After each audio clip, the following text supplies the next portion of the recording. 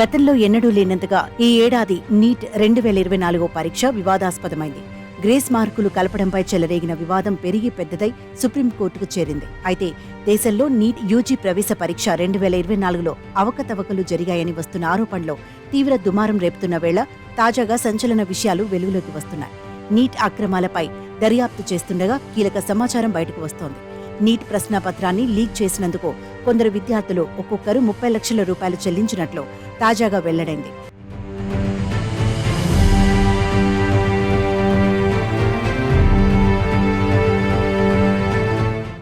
NEET UG ప్రవేశ పరీక్ష 2024లో అక్రమాలు జరిగాయంటూ ఆరోపణలు వెల్లువెత్తుతున్న తరుణంలో కేంద్ర ప్రభుత్వం దర్యాప్తునకు ఆదేశించింది. ఈ దర్యాప్తులో విస్తుపోయే వాస్తవాలు బయటకు వస్తున్నాయి. ఇక నీట్ ప్రశ్నాపత్రం లీక్ అయిందని వస్తోన్న ఆరోపణలపై విచారణ జరిపేందుకు ఇప్పటికే బీహార్ ప్రభుత్వం స్పెషల్ ఇన్వెస్టిగేషన్ టీం సిట్ను ఏర్పాటు చేసింది. అయితే నీట్ ఆరోపణలపై దర్యాప్తు చేసిన సిట్ అధికారులు ఈ కేసులో ఇప్పటి వరకు 14 మందిని అరెస్ట్ చేశారు.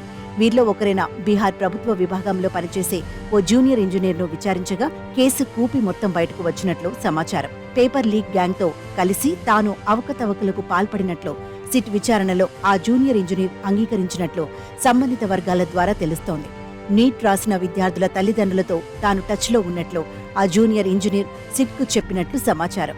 మే 4వ తేదీన ఆ పేపర్ లీకేజీ గ్యాంగ్లో ఉన్న తమకు నీట్ ప్రశ్నాపత్రం లభించిందని, ఆ నీట్ ప్రశ్నాపత్రం కోసం కొంతమంది అభ్యర్థులు ఒక్కొక్కరి నుంచి తమ గ్యాంగ్ 30 లక్షల నుంచి 32 లక్షలు వసూలు చేసినట్లు ఆ జూనియర్ ఇంజనీర్ చెప్పినట్టు సమాచారం.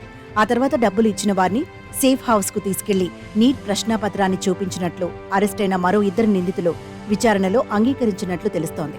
మొత్తం 13 మంది అభ్యర్థులు ఈ నీట్ ప్రశ్నాపత్రం లీకేజీలో ఉన్నట్లు ఇప్పటికే సిట్ అధికారులు గుర్తించారు. ఇందులో 4 విద్యార్థులను ఇప్పటికే అరెస్ట్ చేయగా మరో 9 మందికి తాజాగా నోటీసులు కూడా జారీ చేశారు. అయితే పేపర్ లీక్ కాలేదంటూ ఇప్పటి వరకు వాదించిన ఎన్టీఏ పేపర్ లీకేజీకి 30 లక్షలు ఇచ్చారని వస్తున్న తాజా ఆరోపణలపై ఇంకా స్పందించలేదు.